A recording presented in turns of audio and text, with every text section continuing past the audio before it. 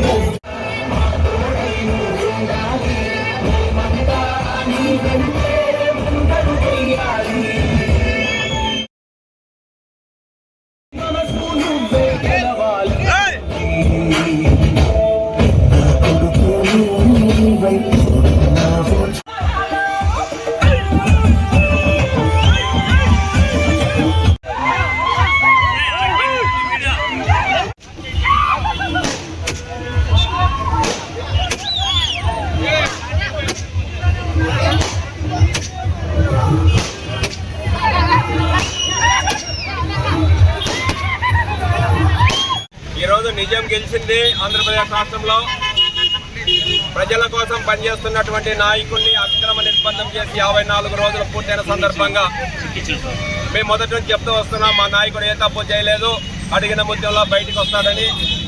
ఈరోజు చంద్రబాబు నాయుడు గారిని అక్రమ నిర్బంధం చేసినప్పటి నుంచి ఆంధ్రప్రదేశ్ రాష్ట్రంలోనే కాదు ప్రపంచవ్యాప్తంగా ఉన్నటువంటి ప్రతి తెలుగు వాళ్ళు, ప్రతి ఒక్క ప్రజాస్వామ్యవాదులు ఇది తప్పు అని చెప్పి ఖండిస్తూ వస్తున్నారు. ఈ రోజు కోర్టు సైతం అవగాహన చేసుకుని చంద్రబాబు నాయుడు గారికి బెయిల్ ఇవ్వడం జరిగింది. అతి త్వరలోనే కడిగిన ముత్యంలో కేసులన్నీ కొట్టేయబడతాయని చెప్పి మేము ధీమా వ్యక్తం చేస్తున్నాం.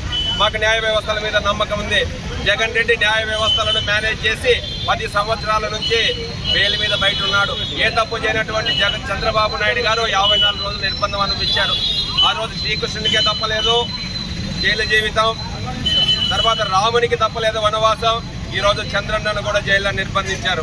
ఖచ్చితంగా చంద్రన్న రాబోయే రోజుల్లో ఆంధ్రప్రదేశ్ రాష్ట్రంలో ప్రజలను పరిపాలన చేయడంలో ముందు వరుసలో ఉంటాడు. ఈ రాష్ట్రంలో ప్రజలు, జన సైనికులు, యువత, మహిళలు, ఉద్యోగస్తులు, రైతులు అందరూ కూడా చంద్రబాబు నాయుడు గారి ఈరోజు విడుదల కావడం చాలా హర్షిస్తున్నారు. అందుకోసం కళ్యాణదుర్గం నియోజకవర్గంలో మేమంతా జన సైనికులతో కలిసి, కళ్యాణదుర్గం నియోజకవర్గం ప్రజలతో కలిసి ఈరోజు విజయోత్సవ ర్యాలీ చేసుకోవడం జరిగింది. పెద్ద ఎత్తున కార్యక్రమానికి వచ్చినటువంటి వాళ్ళందరికీ పేరు పేరు నమస్కారాలు తెలియజేస్తున్నా.